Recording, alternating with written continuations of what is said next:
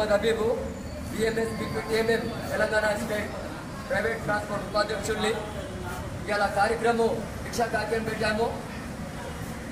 నిన్న మొత్తం తెలంగాణ జరిగింది. ఇవాళ ఈసీఏలో అట్లనే అమీర్పేట, పంజాగుట్ట, ఉప్పల్లు, ఇప్పుడు ఈసీఎల్ బస్ స్టాప్లో మేము ఈ గవర్నమెంట్ కాంగ్రెస్ గవర్నమెంట్ వచ్చినాక మా మహాలక్ష్మి పథకం తీసుకొచ్చి 8 లక్షల ఆటో డ్రైవర్ల కుటుంబాలకి రోడ్ మీద తీసుకొచ్చారు. ఇదే విషయంలో ముఖ్యమంత్రి గారికి 10 సార్లు వచ్చిన ఒకటే డైలాగ్ కొడతాడు. కేసీఆర్ గారు మేము అనుకున్నాము గెలిచే ముందు ఇత్తడి బిండెలు పెట్టి పోతున్నా అనుకున్నాము, ఖాళీ కుండలు పెట్టి పోయి ఒకటే మాట చెప్తారు.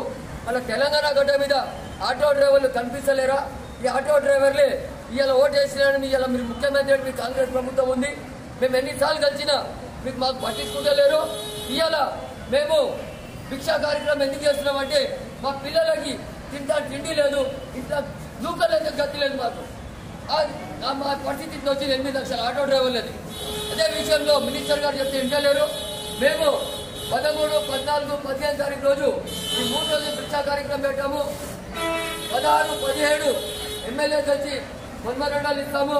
21 తారీఖు రోజు ఇందిరా పార్క్ కాడ మహాధర్నా మేము నిర్ణయం చేశాము. ఆల్రెడీ ఈ మహాధర్నాలో తెలంగాణ 33 జిల్లాలకు వెళ్ళి 8 లక్షల ఆటో డ్రైవర్లు కట్టేసి ఇందిరా పార్క్ రావాలని కోరుతున్నారు.